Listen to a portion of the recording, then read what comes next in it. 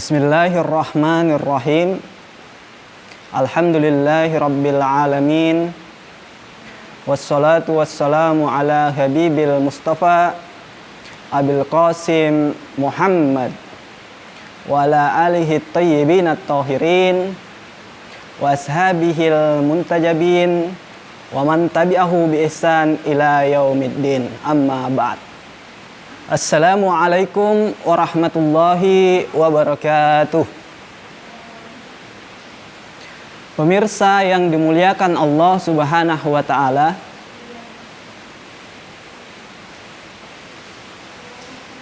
kita sudah berada di penghujung akhir Ramadan. Sebentar lagi Ramadan yang agung ini, yang mulia ini akan meninggalkan kita. Kita memang akan bersedih, tapi juga akan merasakan kebahagiaan, karena sebentar pula juga kita akan memasuki yang namanya perayaan kemerdekaan, yakni Idul Fitri. Pemirsa yang dimuliakan Allah Subhanahu wa ta'ala,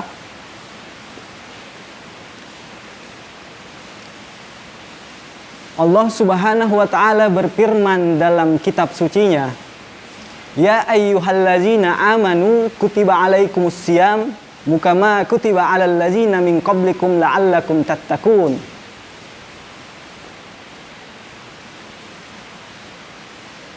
Di sini ayat ini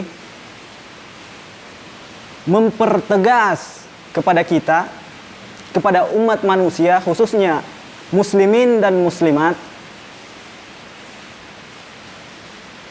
agar kiranya bertakwa. Kenapa kemudian tujuan daripada puasa itu adalah takwa? Karena takwa adalah identitas, takwa adalah jalan, takwa adalah karakter daripada nabi dan rasul.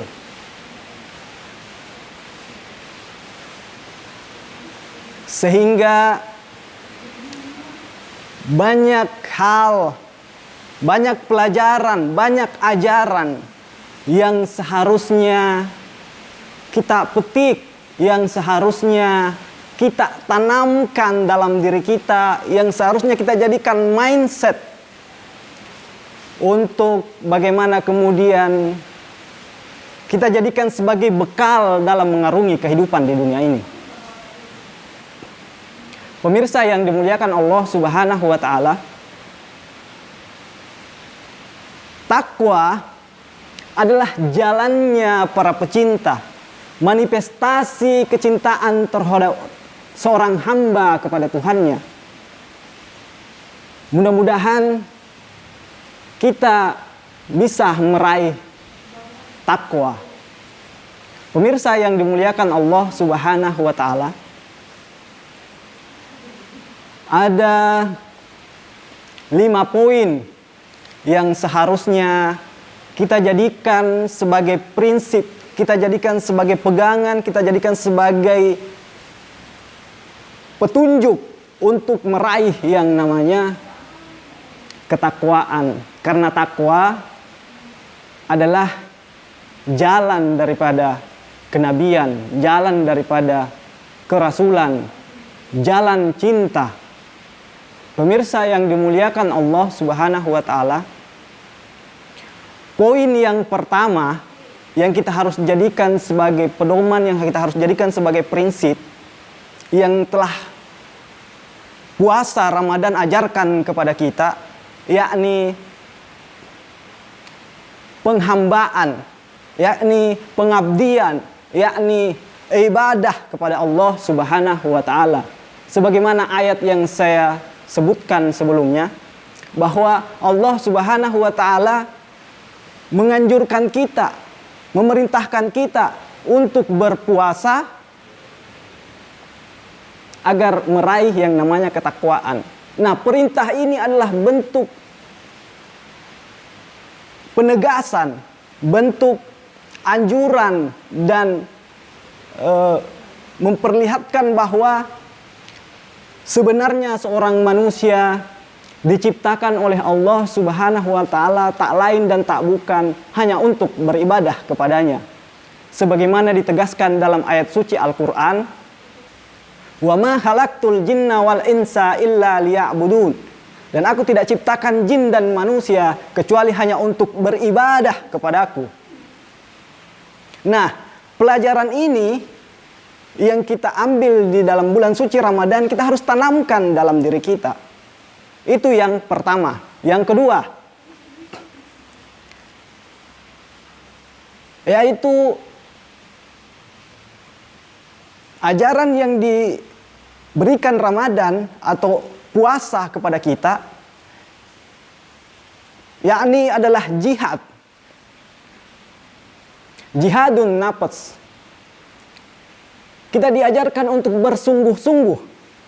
Kita diajarkan untuk bagaimana kemudian betul-betul melawan hawa nafsu kita. Melawan hasrat-hasrat biologis kita. Dikatakan juga oleh para ulama bahwa jihad yang besar, dan Nabi mempertegas hal itu, adalah jihad melawan hawa nafsu. Jihadul akbar. Kenapa dikatakan sebagai jihad yang besar?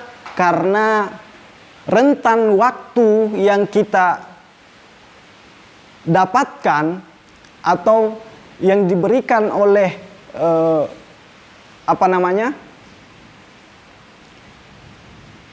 jihad yang besar ini, yakni melawan hawa nafsu, yaitu sejak kita akil balik sampai kemudian akhir daripada eksistensi kita di dunia ini, yakni kematian. Jadi sangat panjang rentang waktu yang diberikan kepada kita, sehingga jihad melawan hawa nafsu itu adalah jihad yang besar. Kalau jihad di medan perang atau jihad fisik, itu jihad temporer. Belum lagi dia jihad temporer, tapi banyak yang menyalahpahami. Pemahaman-pemahaman yang dangkal, kerdil, sehingga pemahaman yang tidak holistik memahami tentang Islam, pemahaman yang tidak holistik memahami tentang jihad, sehingga dengan mudahnya merasa diri yang paling benar dan mengatakan orang lain salah, mengatakan orang lain sesat, mengatakan orang lain kafir. Inilah keterkungkungan pemikiran yang kemudian melahirkan radikalisme, melahirkan intoleransi di kalangan umat muslimin, bahkan umat manusia. Pemirsa yang dimuliakan Allah Subhanahu wa taala, jangankan yang namanya terorisme atau yang namanya melakukan tindakan-tindakan yang tidak dianjurkan oleh Islam, bahkan menganiaya diri sendiri, bahkan membunuh diri sendiri, itu dilarang oleh Allah Subhanahu wa taala. Sebagaimana dalam firman-Nya, "Wala taqtulu anfusakum innallaha kana bikum rahima." Janganlah engkau membunuh dirimu sendiri, sesungguhnya Allah Maha Penyayang terhadapmu. Membunuh diri sendiri ini dilarang. Bahkan kita melihat kejadian di negara kita, di Indonesia yang baru-baru ini, banyak orang atau yang begitu marak dan meresahkan melakukan bom bunuh diri. Bom bunuh diri ini sangat-sangat tidak dibenarkan dalam Islam. Apatah lagi membunuh orang lain. Tuhan juga menegaskan dalam firman-Nya bahwa man qatalan nafsa bighairi nafsin au fasadin fil ardi faka'annama qatalan nasa jami'a. Barang siapa yang membunuh seseorang bukan karena orang itu membunuh orang lain, atau bukan karena orang itu melakukan perusakan di muka bumi, maka seolah-olah atau sama halnya dia membunuh seluruh umat manusia. Ini sangat mengerikan. Ajaran atau pahaman-pahaman yang radikal ini, pahaman-pahaman yang intoleransi ini, adalah pahaman-pahaman yang tidak sesuai dengan Islam. Sebagaimana dikatakan Gusmus, pemahaman ini adalah pemahaman yang tidak selaras dengan Nabiur Rahmah. dinur rahmah, tidak selaras dengan bismillahirrahmanirrahim. Ali bin Abi Thalib mengatakan bahwa persaudaraan kita itu ada dua, persaudaraan seiman, persaudaraan seislam, dan persaudaraan kemanusiaan.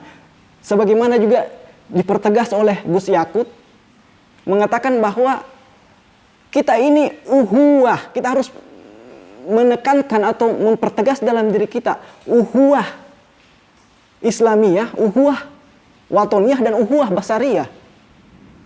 Nah, prinsip inilah yang kemudian kita harus pegang, kita harus tanamkan dalam diri kita. Kemudian yang ketiga, yakni ikhlas. Ikhlas itu sendiri adalah kunci kesuksesan dalam sebuah ibadah.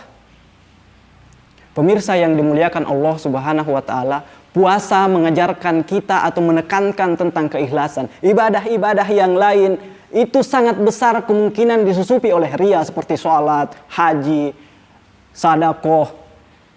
Tapi puasa itu kecil sekali kemungkinan untuk bagaimana kemudian kita riya di dalam melakukan ibadah puasa itu sendiri. Nah, hal inilah yang kemudian diajarkan oleh puasa di bulan Ramadan ini, yang kita harus jadikan sebagai prinsip. Karena yang namanya ibadah itu seharusnya dipersembahkan hanya untuk Allah Subhanahu wa Ta'ala. Tidak kemudian kita persembahkan selain daripada Allah Subhanahu wa Ta'ala. Karena itu sama halnya dengan musyrik, sama halnya dengan menduakan Allah Subhanahu wa Ta'ala. Nah, ini pelajaran yang ketiga yang kita harus jadikan sebagai pegangan. Pelajaran yang keempat, yakni sabar. Pemirsa yang dimuliakan Allah, sabar ketika hilang dalam kedirian manusia, maka dia tidak akan bisa mencapai kesuksesan dunia, bahkan akhirat. Karena kenapa? Semua yang kita lakukan ada kesabaran di dalamnya. Bahkan hal-hal yang terkecil, misalnya memasak air atau mandi, tanpa dengan kesabaran, maka memasak air tidak akan mencapai pada tingkatan yang sampai pada mendidih. Misalnya mandi, ketika kita tidak sabar, akan membuat kita tidak kelar mandinya. Nah, hal-hal yang terkecil inilah yang kemudian ada kesabaran di dalamnya. Belum lagi hal-hal yang besar seperti misalnya ibadah, atau seperti halnya misalnya kegiatan-kegiatan sosial, atau untuk bagaimana kemudian kita mencapai kesuksesan di dunia. Untuk mendapatkan yang namanya materi itu butuh yang namanya kesabaran. Nah, ini prinsip atau pelajaran yang diajarkan kepada kita oleh bulan suci Ramadan, puasa, yang kita harus jadikan sebagai pegangan hidup ke depannya. Kemudian yang kelima, kepedulian sosial. Pemirsa yang dimuliakan Allah Subhanahu wa Ta'ala, kepedulian sosial adalah suatu hal yang sangat penting, karena tujuan daripada penciptaan manusia sebagaimana ditegaskan oleh Allah Subhanahu wa Ta'ala, inni ja'ilun fil ardi khalifah. Aku hendak menciptakan khalifah di muka bumi. Nah, puasa mengajarkan kita atau menghilangkan garis demarkasi, garis pemisah dalam kehidupan sosial kita. Menghilangkan skat-skat sosial antara si miskin dan si kaya. Olehnya itu, kita benar-benar harus betul-betul mengaktualisasikan keabdian kita sekaligus kehalifaan kita sebagai tujuan daripada penciptaan Allah Subhanahu wa Ta'ala, karena hal ini adalah jalan daripada takwa itu sendiri, jalan daripada cinta itu sendiri, jalan daripada kenabian, kerasulan, dan para wali-wali Allah Subhanahu wa Ta'ala. Mudah-mudahan di akhir Ramadan ini kita termasuk golongan orang-orang yang berada di barisan muttaqin, berada di barisan orang-orang yang bertakwa. Amin, Allahumma amin. Wa sallallahu ala Muhammad wa alihi thayyibin at-tahirin. Fallahu khairun hafisan minallahi musta'an wa ilaihi tiklan. Summa assalamu alaikum warahmatullahi wabarakatuh.